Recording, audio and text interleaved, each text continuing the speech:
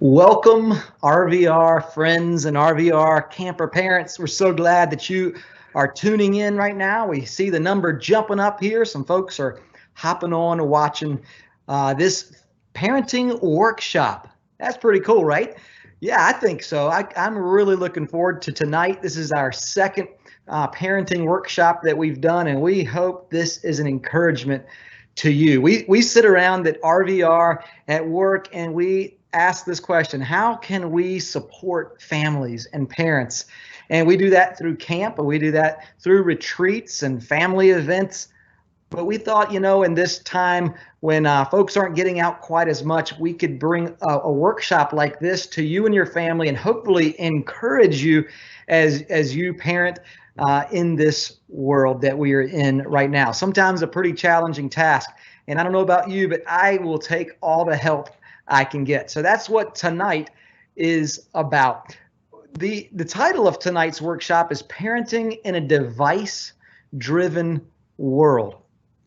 I can think of no better topic to talk about. I mean, I don't know about you, but as a parent, I'm sure you've heard this sentence. I know I have.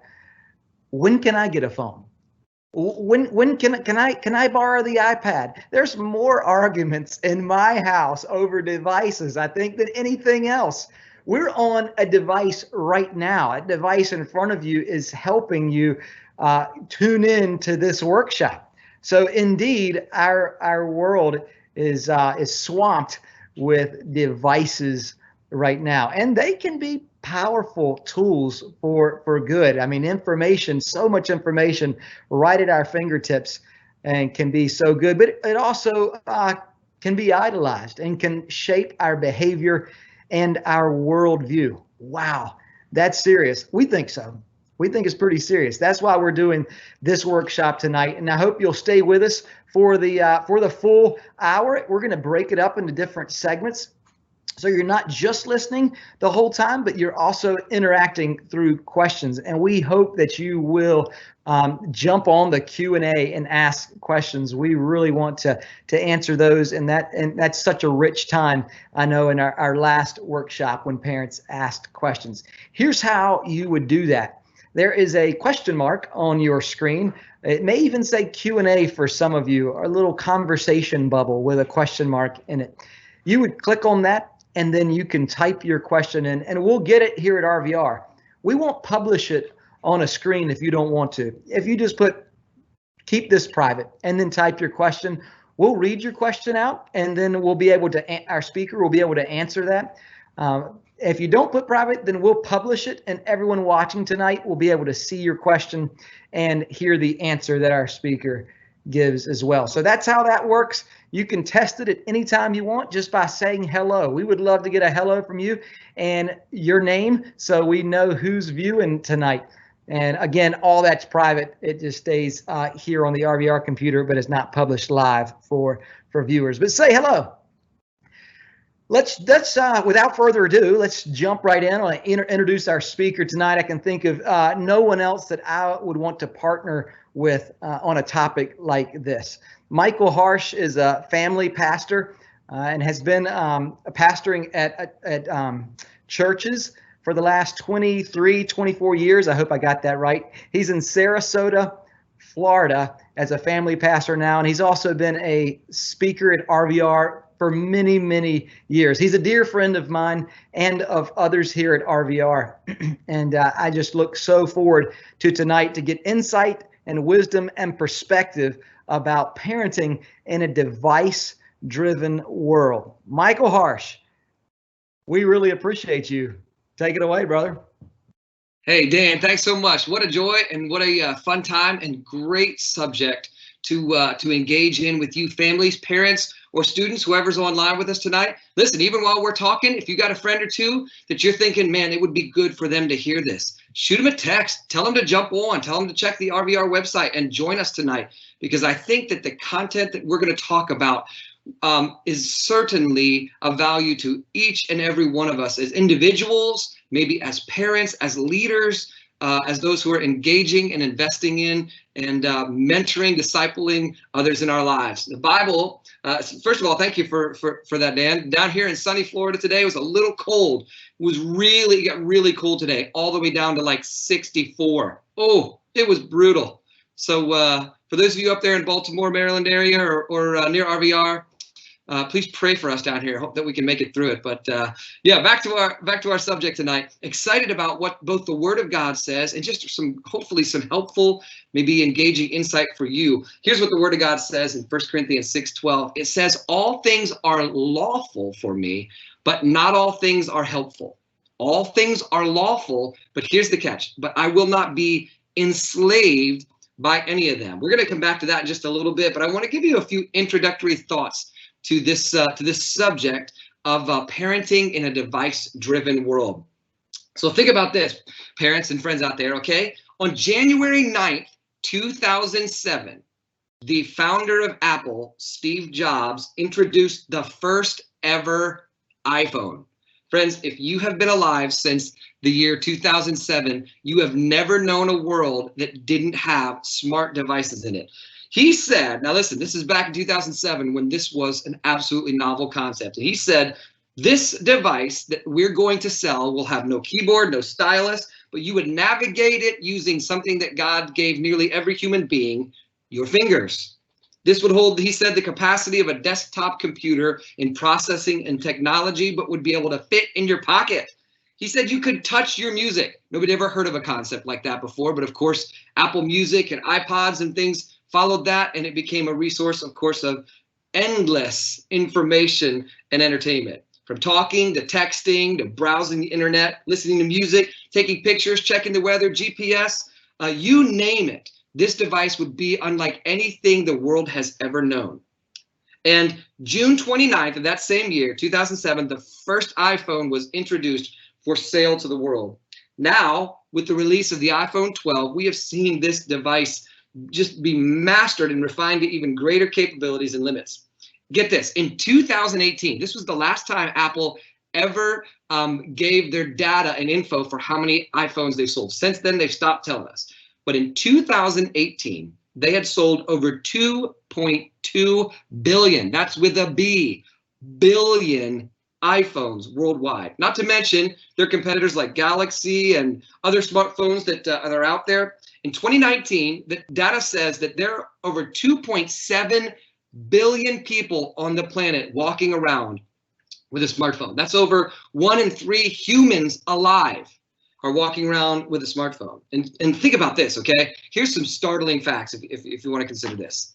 Research shows that the average person checks their phone every year. Okay, what's your guess? Do you have a guess? Every year, the average person checks their phone about 81,500 times. That's every 4.3 minutes of our waking lives. The average Facebook, Messenger, Instagram, TikTok user spends more than 50 minutes a day on these devices, and that number is climbing constantly. Here's the thing, technology just in general, as we use it and as we engage in this digital world and experience, it tends to feed us this incredibly anxious thought. The thought is this: if we don't embrace the newest gadget or the latest app, we will grow obsolete. We will become unimportant or disinteresting. And for some people, that is an incredible fear for them that they are oftentimes mastered by. And so I love what 1 Corinthians 6 says, that everything is lawful for us. We're allowed to do it, but not everything is for our good. Some things even become enslaving to us. And I really believe that you and I should be actively examining the impact of our digital experience that it has on our spiritual well-being and our personal well-being. I mean, we just can't afford to not do that. So here's a counsel that I would give you just as we start this conversation this evening. You must build convictions in your own life in this area, not just safeguards and filters. Safeguards and filters have their place. They are a means of help in the world and sphere of what it means to have a digital experience, which all of us will likely and almost certainly have for the rest of our lives and generations to come. Not just safeguards and filters, should we be building into our lives? We need to build convictions into our lives. We need to build healthy thinking about digital media into our lives, and our children's lives, so that they will use it well for their personal flourishing, for their well-being. And you know what I believe? They can. Don't, in your mind, think to yourself, oh, it's a fearful, unknown world out there, so I just want to get rid of it all. I just want to do away with it. It doesn't have to be that way. I believe by God's grace and with his help, we can redeem these wonderful tools and resources for incredible good. Now, here's a couple thoughts, okay? What and where we spend our time out on the digital world, the internet, and wherever you are engaging others through digital devices, it's important. And it's important that we have some type of gauge. And so if you're a parent, I just want to start by saying this, okay? Safety nets and filters are really helpful. So here's a couple. Like, for instance, our family's an Apple family, okay? So we have Apple phones, we have many of Apple computers. And so my wife, Summer, we use Screen Time, which is Apple's ongoing resource so that you can be aware who is on what apps, who is on what internet sites, what are they doing, how long. In fact, there's even, if you weren't aware, there's even actually limitations and parameters that you can place on those usages. So at certain times in the day or certain times at night, you can say that's enough, and you can put a pause to what would be healthy and appropriate for your family and for your children. There's other things. A really well-known and really highly rated filter for internet usage is Custodio, Custodio. You might have heard of that. Net Nanny is a well-known. Norton. These are all helpful tools. And here's the thing: I commend them to you, but they are not comprehensive in the strategy to help the hearts of your children. Here's why, okay? Because just like every facet of our parenting and leadership in our children's lives, there comes a natural and intended expiration date. You understand what I mean? There comes a time when I am not going to be watching over the shoulder of my children, looking to see what they're doing, what they're watching, how long, how much, and what places. I won't do that for the rest of their lives. So I can't just utilize the resource of filters and safeguards and think that that will be the strategy that will build a right heart and right head thinking in my children. I want to do more than that. These have a natural expiration date. You know what I mean by that, parents? We're not always going to be around. We're not always going to be immediately present in the lives of our kids, and they're going to need resources beyond just these filters and safeguards. And so I think about the scripture, 1 Corinthians 6, it says, all things are lawful for me, which is to say there's a broad category in our lives of morally and biblically positive, neutral activities and behaviors that are acceptable for us to pursue. I would say, as a category, digital media and the internet and the world of our digital lives is a potentially valuable and redeemable resource. It's lawful. It's okay. It's not innately immoral or wrong or sinful. But then scripture says not all things are helpful, which is to say they're not profitable. Meaning not every morally neutral behavior is the best use of my time. Just because it's okay doesn't mean I should spend all my time doing it. And then scripture says all things are lawful, they're morally okay, but I will not be enslaved by anything. And so many categories of our lives, certainly our digital experience has to have this parameter on it. I don't want to be enslaved to it. And so here's the big idea, the big thought about this time tonight as we introduce it. And then I want to give you three main ideas broken up in between, as Dan said, with a question time. And so I'll give this first thought, and then we'll take a little bit of time to have some questions and discussion. And then we'll look into thought number 2, followed by thought number 3. Each one we'll pause to have some discussion. So we would welcome your content, your interaction. So shoot those questions to us even now. You can start sharing some thoughts, some ideas, some things you're interested in hearing more about, and I'll try to be specific during those in between those thoughts. So the big idea of our time tonight is our digital experience can be used for our good and for God's glory. I am wholly convinced of that. I do not want to give the idea that these things should just be released from our lives or gotten rid of in our lives out of fear or out of concern about something bad that may happen. Our digital experience can be purposefully used for our good and for God's glory. But here's the thought, though. If you or I fall prey to the enslavement to digital media, this could master so many areas of our lives. And one of the greatest dangers of this enslavement is that it happens slowly and subtly, so you don't even see or feel it taking place. And so here's the first major thought that I just want to invest in our thinking and ask you, would you consider this? Would you consider this thought about our digital experience, not just yours and mine, but also those whom we lead, our children, maybe those who we mentor, disciple, or lead in their lives. So here's 3 thoughts about the impact of digital media in our lives, starting with this. Number 1, enslavement, that which masters us or traps us. Enslavement to digital media tempts us to focus our thoughts on self-promotion. Enslavement to digital media tempts us to focus our thoughts on self-promotion. Let me say that in a very simple and modern way. We like being liked. Why are our phones so incredibly attractive and enslaving to us? The answer is because we like ourselves so much. We like ourselves so much. I know that sounds like a hard pill to swallow, but here's the thought. Actually, I want to just give you an analogy, okay? A little Greek mythology history story, okay? There was a character in Greek mythology named Narcissus.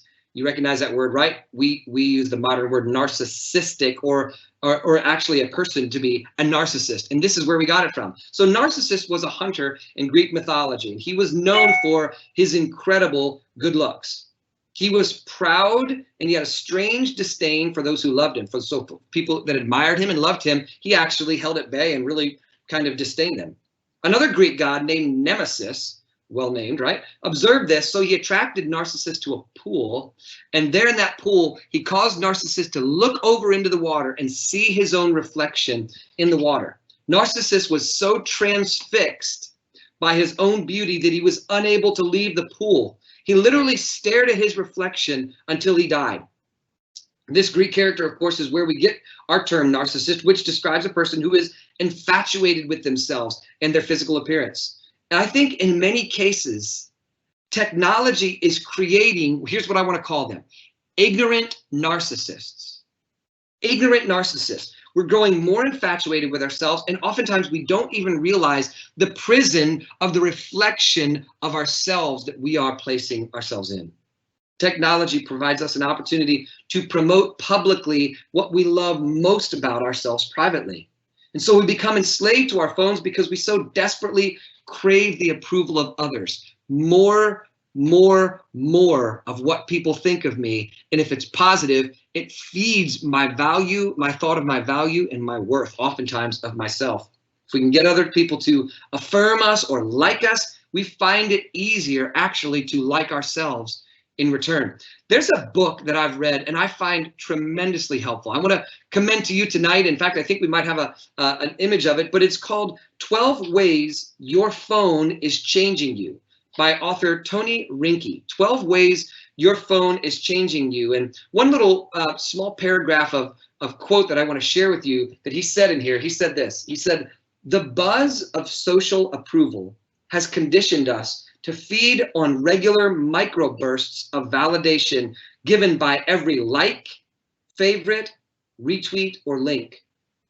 This new psychological conditioning means that our lives become more dependent on the moment-by-moment approval of others.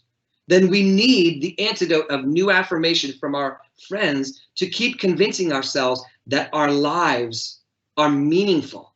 Oh, what a helpful thought to capture our struggle with our digital experience in our lives today. We grow so enamored with ourselves and with the idea of others expressing their affirmation and liking of us. And we find that there is a digital world out there that can be the very platform where which we celebrate our own selves.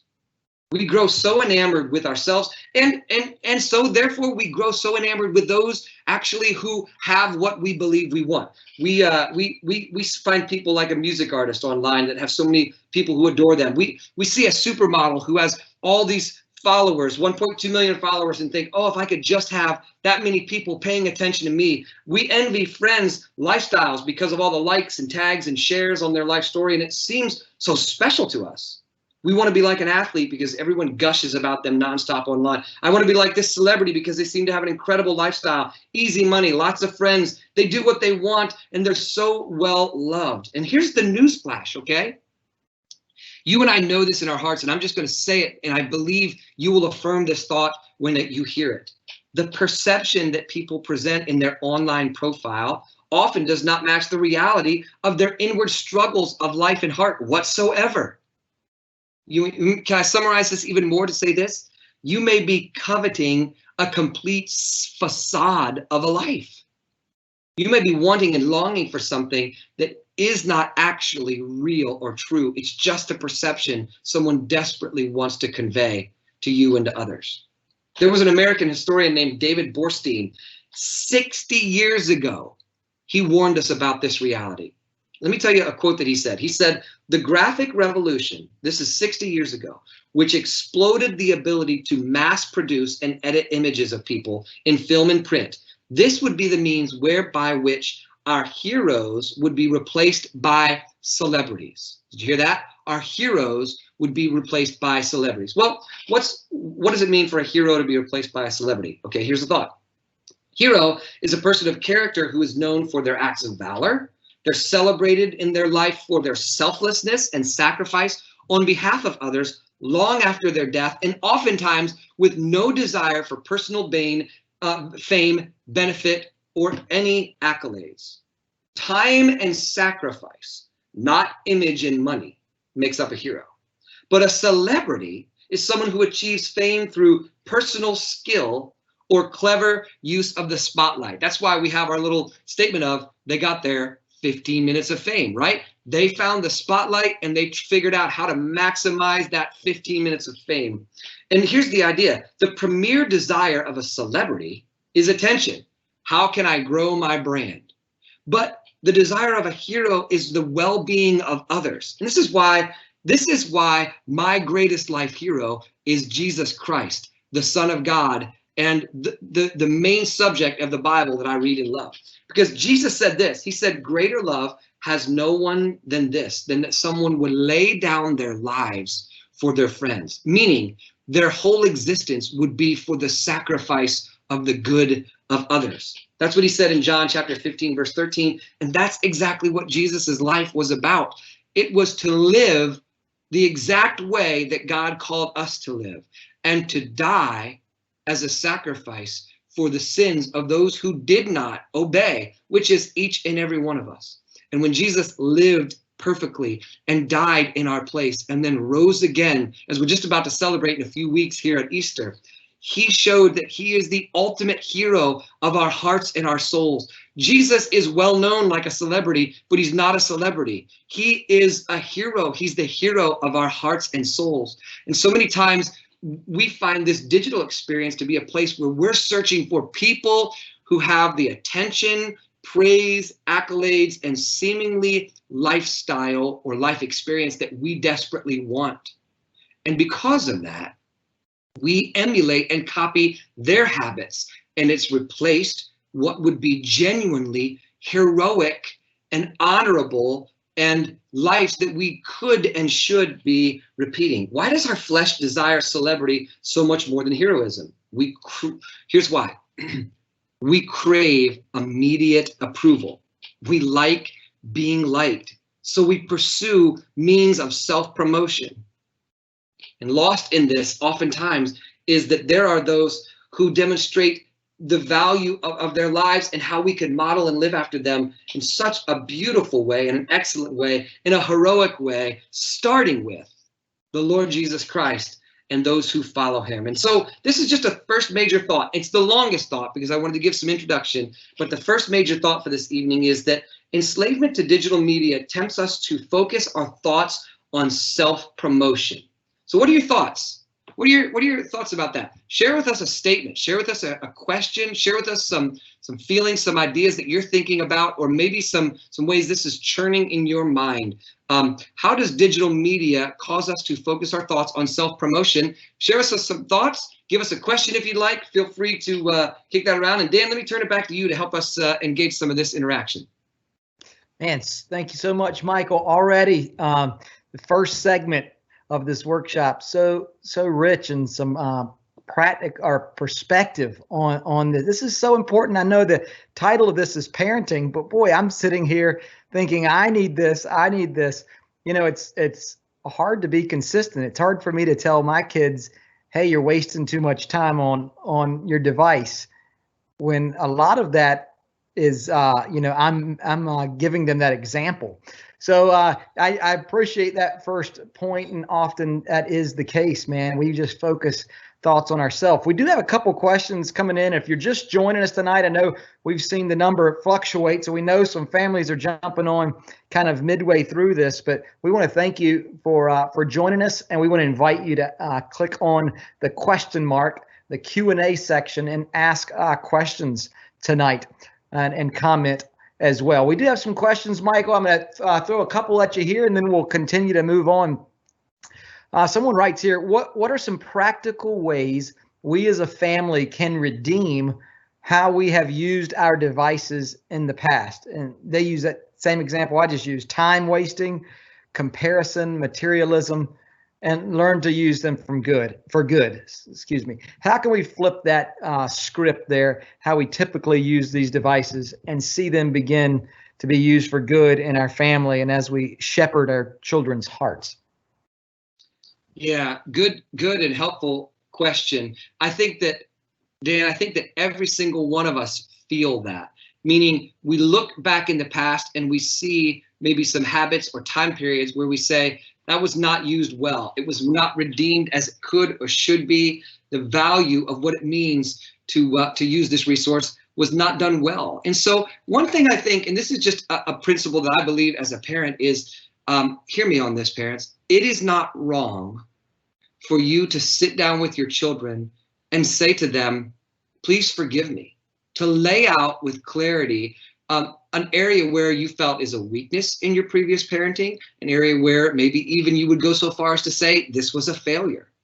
And I know that many parents look at this area as feeling like it's at least a weakness and perhaps a failure in their lives. It's not wrong to sit down with your children and say, look, I see the habits of my past in my life, in my usage of digital media and the digital world, and I see my allowances and provisions for you and your life, and I don't think I've promoted a healthy pattern for your life and for mine. And for that, I want to say, please forgive me, but I'm ready to change that. And here's how I want to do that. And so I think a starting point is to say it's not wrong to come to your children and offer and ask for their forgiveness. And so I think that really practically start there. And then secondly, I think this: go through and spend some time in conversation and asking, ask your kids, how do you use your digital world? What do you like the most? What do you enjoy the most? Ask lots of questions.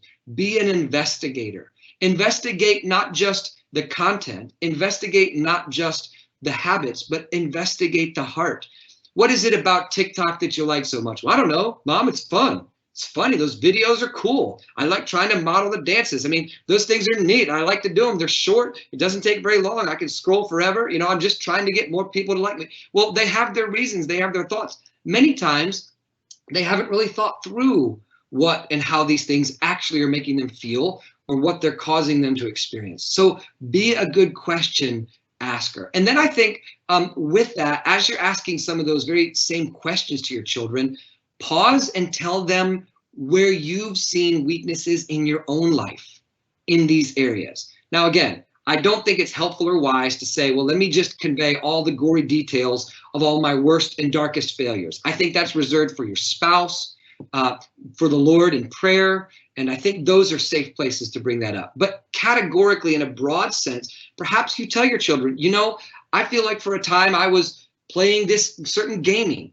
or I was engaged in this certain media, and I found myself being so enraptured in it that it started to give me an identity. It started to really make me feel a certain way. If my friends looked a certain way on their posts and their experiences, and it looked superior to my life, I found myself getting depressed, discouraged, or whatever that might mean. So things like that are helpful when you give honest feedback of your own weaknesses, and it lets your children take a look into their own heart. So don't be afraid to confess and say, I'm sorry for the past. I need to change. Don't be afraid to ask lots of questions and try to engage the heart, engage what they desire, what's in there. And then don't be afraid to express, here's where I struggled in the past. And I think that then maybe what you can do is take one resource of digital experience. Maybe it's a social media platform. Maybe it's a Facebook. Maybe it's Instagram, or maybe it's just going for it, parent, and doing a TikTok video with your kid, and do it with them. But then once you do it with them, when you live in their world for a little bit and have a little bit of fun, turn around then and ask them to live in yours. And then do something that you see is specifically valuable and healthy. Maybe you decide, hey, let's do this. Once a week, let's make a family post that has a scripture verse with it, that has a positive and encouraging message, that has nothing to do with us personally, that doesn't promote me and us, but promotes God and him. It praises and glorifies someone who is worth more than we are ourselves. So those are just a few thoughts to start with. But Dan, what else? That's great, man. I think you answered that question and probably Anya's question as well. I'm going to publish her question here. I thought it was really good. But this came in from a listener, Anya. My son's sole aspiration is to become famous on TikTok. Hey, mine too, Anya. No, I'm just kidding. I don't have a TikTok, but I can understand that, and I know others who have that aspiration as well. She asked, how do I nurture him toward godly goals and away from self-promotion? Now, Mike, you may have just answered that for her in that past question, but didn't know if you'd have anything to add specifically to her question. And if not, we'll go to the next question. Well, yeah, maybe there was some content in that last answer that might have responded to that. But Anya, first of all, what an honest and thoughtful question. And secondly, Anya, that is not a question that you're experiencing exclusively. There are a lot of parents whose kids are out there thinking that is going to be the category and direction of my life. So I think what you can help them do is, if they're climbing a ladder in pursuit of that kind of goal, you have to help them ask the right questions of, what is at the end of that pursuit? If you reach the status and you reach the amount, the number, the TikTok fame that you desire, what then? What do you get for it? Because the trouble is in our hearts, if this is an idol for your son, if this is something that he is chasing for his own personal worth, I am certain of this. I believe the Bible teaches this, and I believe it proves out in our human experience, like the Bible teaches, is that what we chase to idolize and put in an ultimate place in our lives, when we get there, when we actually arrive at what we think that is, if it's not for God's glory and honor, it always disappoints us. It is always less than what we thought it would be. The reward of that ultimate great thing is always less than we thought it would be. So I think you have to have honest conversations to start helping your son think about asking those right questions. What are you chasing? Once you get it, what will you do with it? Whose good will be increased because of your personal fame? Just your good or someone else's good? And so help him think about, does he want to live his life for his own personal fame and glory? Does he want to be a celebrity, or does he want to be a hero? Does he want to have a life of self-sacrifice for the good of others, or does he want to have a life where others praise and honor him? And I think that that's where God's word, pursuing God's word as a regular basis of insight and information, will help him orient his thinking in a way that really guards his heart and soul. And I hope that's some helpful thoughts to you from that really insightful question. Thank you for that. Oh, yeah. Well, nice. Thank you for answering that. Thank you, Anya, for the question. And keep the questions coming, guys. We're going to have one more question here for this segment, and we'll move on to the second segment with Michael. This is probably the question I get asked the most as working with lots of campers and parents. What is an appropriate age for a child to get a cell phone or a social media account? You know, my daughter came to me the other day, Michael, and said, I need a phone. I'm going to start driving soon. So what if on the side of the road, I run out of gas? I need a phone. And I couldn't help but think, I didn't have a phone when I started driving. But that is a great point she makes as well. But then there's kids who are 8 years old and younger getting phones. Is that too young? You get the gist of the question. What say you, Michael? Yeah, good and right kind of thinking, parents. So good for you for having that primary thought. So I'll kind of answer that in two, but I think two quick manners. Okay, one is this: the practical side.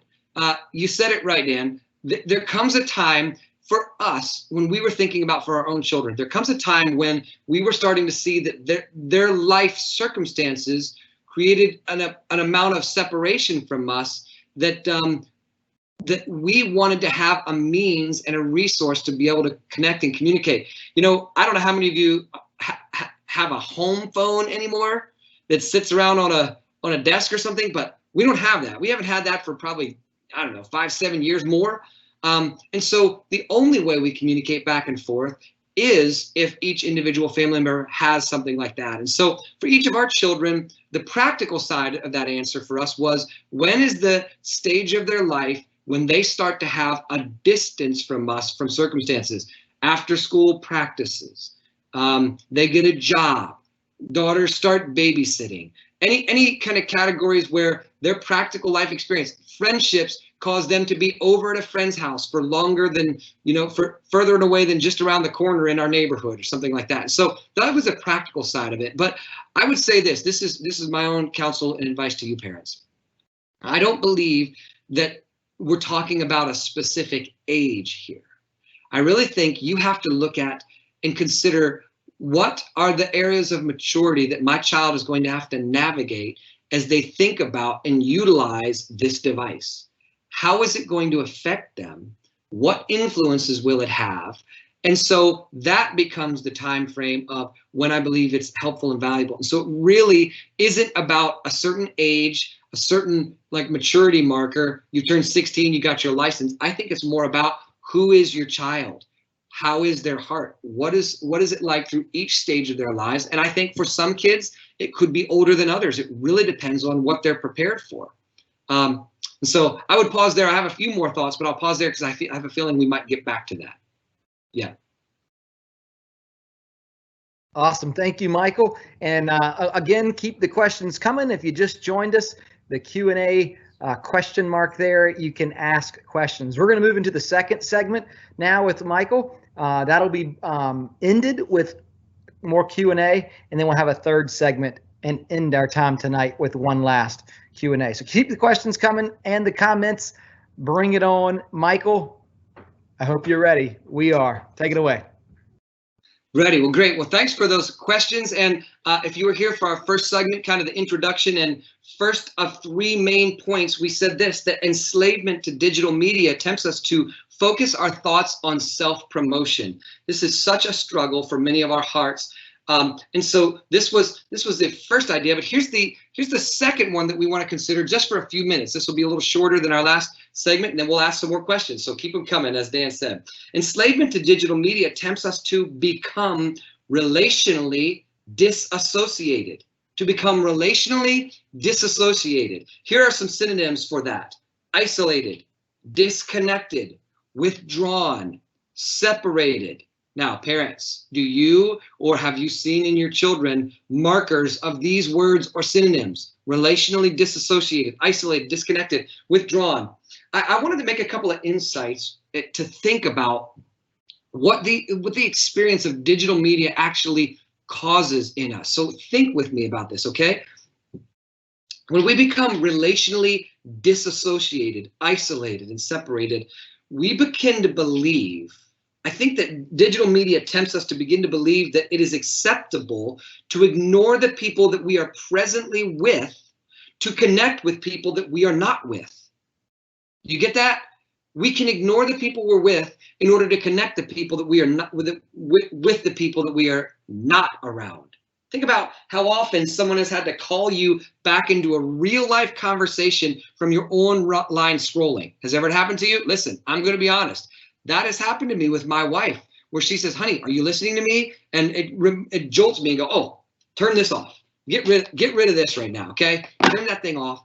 I need to be present in the relationship, in the room with my wife. It's like we literally divide ourselves to two different existences. We exist in two places at once, and we're just not meant and designed to be that way. There is a phenomenon that researchers call, kind of a second thought with this relational disassociation, separation. There's a phenomenon that researchers call anonymous anger. Anonymous anger. This suggests that we are much more likely to vent our frustrations digitally than we would in person. So we're more likely to say things online that we would never say in person. We'd be much more free to vent to an avatar than we ever would to a real live person. So what happens is, in a digital experience, we actually begin to eliminate the personhood of the one we're communicating with, or the ones we're communicating with, because we think to ourselves and we deceive ourselves into thinking that because I'm not present and there with them, or can't see them intimately or immediately in person and touch them and know that they're in my presence, that somehow they don't exist. And so I'll say things that I would have never said before. I'll go to limits that I would have never thought myself able before. And in this idea of anonymous anger, sometimes I vent things that I would never feel appropriate or wise to say. Now think about this. Consider this temptation, because the numbers don't lie.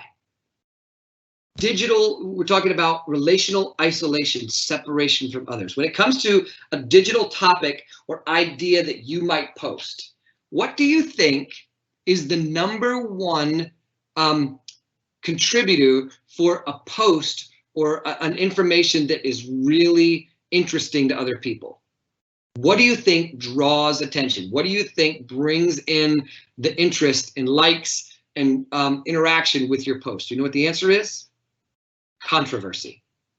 You say something controversial, you say something risque, you say something that maybe isn't appropriate or socially fitting, and man, people come flocking. If you say something that has controversy associated to it, the more controversial you are, the more attracted people become to see what all the hot mess is about. I mean, that's just how it works.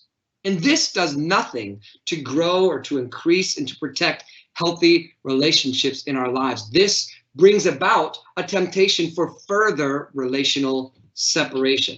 And here's a subject, and I really believe that there's some controversy to this. So you're just going to have to, could I ask you, just consider what these thoughts are. If you don't agree with them, I understand and I appreciate that. But let me just propose a thought to you. Shyness. Okay, probably never thought I'd say that. That doesn't seem very controversial. But here's what I want to say about that.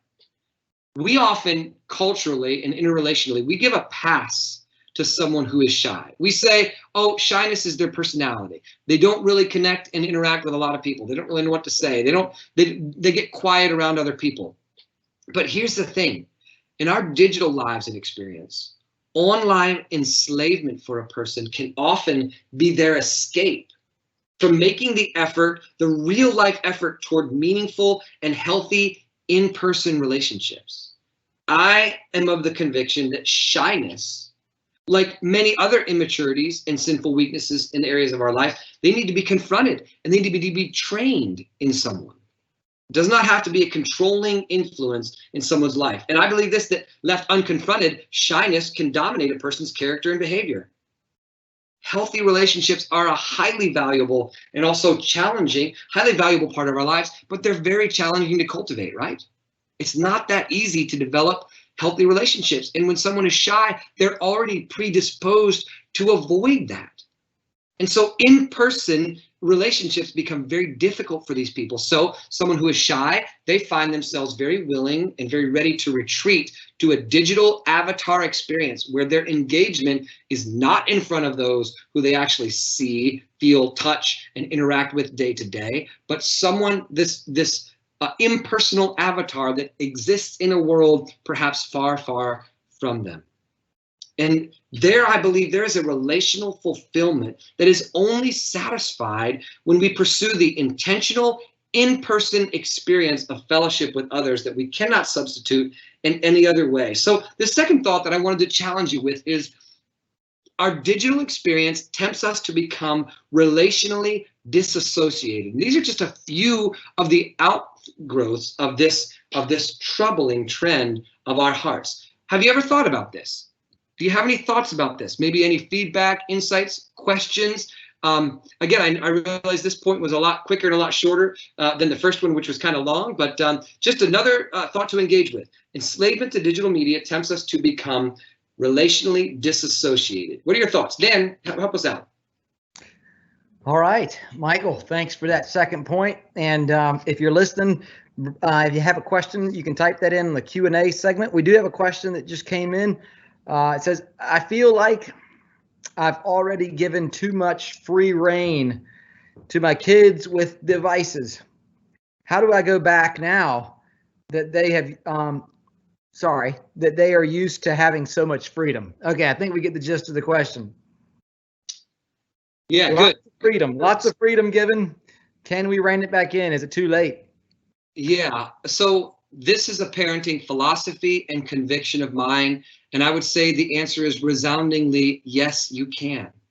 Okay. It is not uncommon for us to communicate to our own kids. I have 3 children. One is a 20-year-old daughter. Now, this is a daughter in college. One is an 18-year-old son graduating who's already doing some college coursework. And one is a 15-year-old daughter who's a freshman in high school. And we remind them oftentimes that everything you have is a generous gift from God and stewarded by us as parents. The room that you sleep in, we gave you that room. The phone that you have, we helped you purchase that phone. Or at the very least, we give you the freedom to possess that device in our home and among our family. Everything that our children have, they need to see as a device or a resource that they are stewarding from God. And so I think that, yes, if you've given too much freedom, I would say this to some degree returns back to an earlier discussion of a question that we were talking about, is it may be a time where you sit down and say, you know what, I just want to say, I'm sorry. I feel like one area of desire in my heart for you as my child to give you good things and to give you freedom has become, instead of a freedom, it's become an actual means of bondage. And I don't want it to be bondage for you. And I really think that the long-term goal of our parenting is to release our children into freedom, into all areas of their life, with the understanding, with the conviction, and with the wisdom to act with those freedoms and choices in a way that is healthy and for their flourishing. At the same time, as they are under your care and you are stewarding and caring for their souls for God's sake, I do believe that it is wise and good that sometimes you say, you know what? I fished you out there with freedom and I see some concerning trends. So I'm going to reel you back in with some restraint for your good and for a season. And if you do, if you say too much freedom and I need to pull it back, then I think you need to tell your children why, what you see in them, and help them see, okay, is this a punishment? Then how long? Or is this a new standard? Then for what reasons? And I think if you help them understand that, it will help guard their hearts, even though they may not like it at first. In the long term, they're going to see the value of your protection and desire for their good and for their soul. Awesome. Thank you, Michael. Alex asks this. My kids are on the computer all day for virtual school. Hey, that's a new reality, right? That people are spending a lot more time on computers and devices because of that. Do you have recommendations for boundaries with devices when they already spend so much time online? And I would add to that question, Michael, are there boundaries in your home as far as taking phones to bed, or Do you have a place to put all the phones, or is there a time limit? Any recommendations that you would have or that you personally have in your home to place boundaries? Yeah, thank you. Thank you for the question. And so from a practical expression in our own home, we do. So like I mentioned earlier with Apple, Apple has a resource that we use called Screen Time, and that with our kids, we're able to, again, not only identify and track where they're at in their digital experience, but we can also set those limits and boundaries. So we set a time at night. Listen, even for my 18-year-old son, we set a time and a limit where we say, okay, at 11 o'clock, the device is going to shut off. And typically when he's going up to his room and going to be there for the night, we say, hey, that's going to be the time. Now, we are very generous with him. If he says, hey, I'm working on a project, I need a little more time, because us shutting it down means he's not able to get on the internet. Us shutting it down means he's not able to use certain resources that on an academic day, or even just for enjoyment, he could use other times. But for us, here's what we think. When he or our daughters, when your children are going to be in an isolated,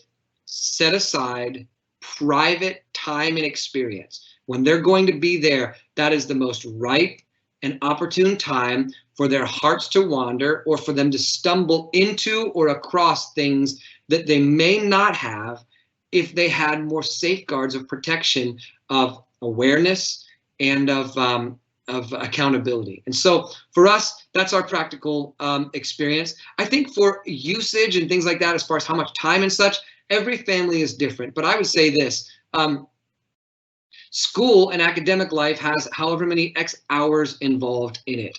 And so when it comes to leisure and just enjoyment in the digital experience, whether it's scrolling through TikTok, making an Instagram post, whether it's gaming, whatever avenue or venue that is, I think you have to watch closely. Like maybe you set a time. Hey, you finish your schoolwork and you can have 60 minutes. You can have 90 minutes total tonight to be on, to enjoy those different things, just to have some fun. But at some point, you have to be determinative to say, and we always offer this to our kids. It's not this much time once and for always. This is what you can have for now, and we'll see how you handle it. If you handle it well, if it seems to be a healthy part of your life, not dominating or enslaving, then you can continue to enjoy that much. If it goes beyond that and we start to see signs that we fished you out too far, then we're going to reel back in and maybe change the boundaries of those choices. So that would be a couple thoughts to consider that, Dan. That's great. Well, Michael, we have about 8 minutes left for this last point, and if you have any more questions, now would be kind of the last time to ask those, and we'll hopefully be able to get to those a few minutes before we end at 9 o'clock tonight. So, Michael, with the third point, bring it on. Great. And friends, hey, thank you so much for staying with us and being a part of this evening for this this digital event. I hope it has been some value to you. And so let's finish strong. One last thought to consider in the idea that enslavement to digital media causes us to, and here's our third thought and last, causes us to suffer the long-term effects of distraction. Enslavement to digital media tempts us to suffer the long-term effects of distraction. There's a pastor that I really enjoy his writing, his books, his sermons. His name is Tim Keller, and he pastored in New York City, as a matter of fact. And he was asked this question: why do most young people struggle to possess a deep and personal relationship with God in their life? And here was his answer: noise and distraction. He said it's easier to tweet than to pray. Do you get it? Why is it so difficult for us to have a meaningful, clear, and focused pursuit of God? And really, sometimes meaningful, clear, undistracted, focused experience in many things. Because we are allowing and engaging in areas of our lives that are a constant stream of distraction. Here's a major question about this. What is distraction? Why am I drawn to it? What does it even mean to have an undistracted life? Well, think about this. The average college student, okay, statistics tell us that the average college student misses 20% of the content in the classroom because of their distraction to some type of digital device. They find some type of side rail and they're missing 20%, 1/5 of their content of they're being taught. Research continually proves this reality. The more addicted someone is to their phone or digital world or experience, the more likely they are to suffer from these things: depression, and you knew it, didn't you? Anxiety, and the less they're able to concentrate on work, and oftentimes they can't sleep. So think about that. The more we engross ourselves in digital experience, as opposed to having limitations, having reasonableness, not being enslaved, having moderation in this area of our life, what happens? More depression, more anxiety, less concentration at work and other places, less ability to sleep. That ain't good. And you know what? Each one of us almost could have said that, couldn't we? You could have seen that coming. The more distracted we are digitally, the less we think about things that really matter. Listen, the last generation before us, it was television. The generation before that, it was radio. There's always something to draw our attention and distract us, to distract us from what may be truly valuable and meaningful. Important thoughts such as the well-being of other people, significant life goals, pursuits of more important things, like just like this: thinking about eternity, thinking about my soul, thinking about there is an expiration time for my life on this earth, and then what? Thinking about the brevity of life. These are things that are oftentimes considered in silence and in solitude. These are things that are considered when we remove distractions and we focus on what truly, truly matters. Oftentimes, our digital experience tempts us to have a life of distraction. Ecclesiastes, this is a Bible verse, Ecclesiastes chapter 3, verse 11. The great king of Israel, Solomon, who God gave tremendous wisdom to.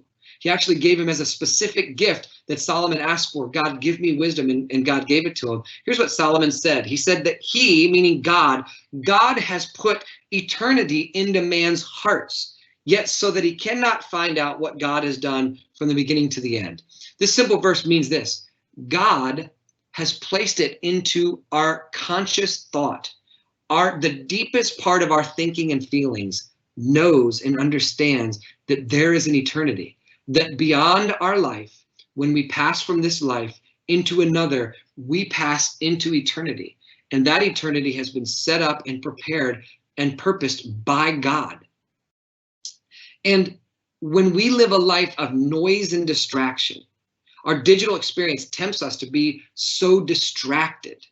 When we live a life of noise and distraction, we never take time to think about serious, important, and significant matters. How do we serve other people? How do we love our community? How do we do good in the world? How do we flourish in our own lives and the lives of other people in our families and loved ones? It's the case in the truth, like every area of our life. Our digital experience, it can and it must be guided by convictions, not just filters, not just rules, not just limitations, but teach and build convictions. Think about the important experiences and the important outcomes of what's happening in our digital experiences. Share those with your children. Consider them your own self. This can definitely be guided by convictions and a view of God and ourselves that can help us navigate these decisions every single day. We have an opportunity, I believe, to equip and train our children in this area of digital media, and we so need God's help to do it. And I hope that these are a couple of thoughts tonight that would give you some food for thought, maybe some new goals, maybe some serious considerations that you can engage your own heart with. Maybe your husband or wife or your spouse or your closest family members or your children, but maybe these can be used, I hope, for great good in your life as we consider the effects of digital media. Dan, what's some final thoughts as we wrap up tonight?